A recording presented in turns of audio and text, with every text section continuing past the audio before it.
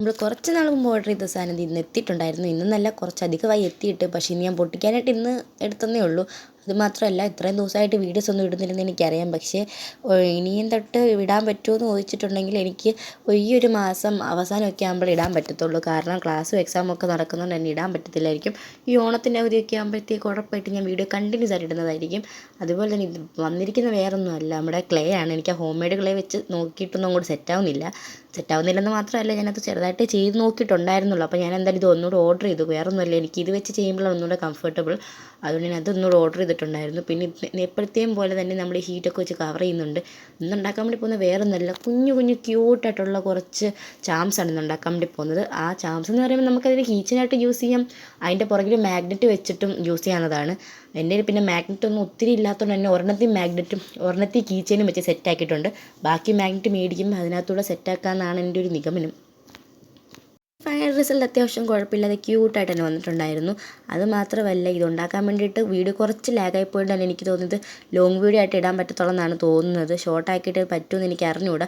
പക്ഷേ അത്യാവശ്യം സാധനങ്ങളൊക്കെ അടിപൊളിയായിട്ട് വന്നിട്ടുണ്ടായിരുന്നു. ഞാൻ ഉണ്ടാക്കാൻ നോക്കുന്ന സാധനമായിരുന്നില്ല വന്നുകൊണ്ടിരുന്നത്.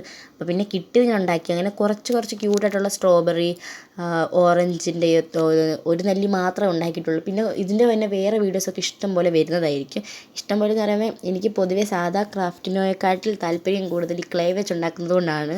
അപ്പോൾ അത് മാത്രമല്ല, ഇച്ചിരി മെനക്കേടാണെങ്കിലും എനിക്കത് വെച്ച് ഉണ്ടാക്കുന്നതിനോടാണ് ഇച്ചിരി എന്താ പറയുക, ഇച്ചിരി കംഫർട്ടബിൾ അതിൻ്റെ കൂടാണ്. അതും പറഞ്ഞുകൊണ്ട് എപ്പോഴും ക്ലേ ആർട്ട് തന്നെ ഇടാമെന്നല്ല പറഞ്ഞത്.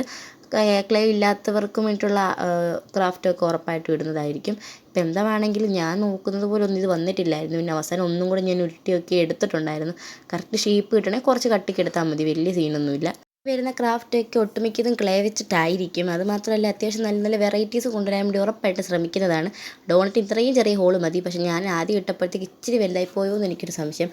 അതുകൊണ്ട് രണ്ടാമത് ഒന്നും കൂടെ ഉണ്ടാക്കി എടുത്തതാണ്. പിന്നെ അതുപോലെ തന്നെ കുറേ വെറൈറ്റി സാധനങ്ങൾ ഇനിയും വരുന്നതായിരിക്കും. ഞാൻ എന്തായാലും അത് ഉറപ്പ് പറയുന്നുണ്ട്. പക്ഷേ വീഡിയോ കണ്ടിന്യൂസ് ആയിട്ട് ഇടാൻ പറ്റുമെന്നുള്ള കാര്യത്തിൽ എനിക്ക് ഡൗട്ടുണ്ട്.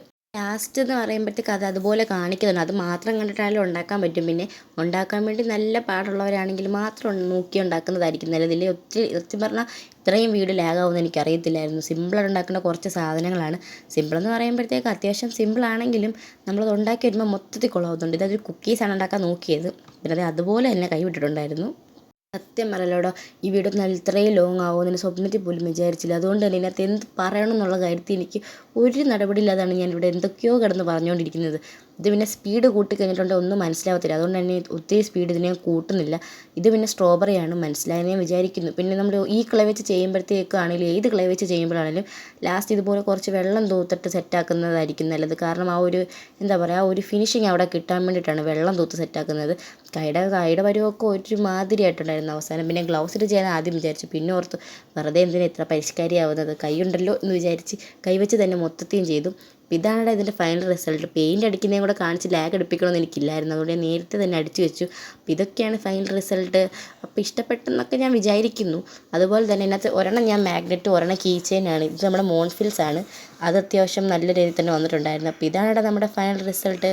ഇഷ്ടപ്പെട്ട ലൈക്കൊക്കെ ചെയ്ത് സപ്പോർട്ടാക്കൂ. ബൈ.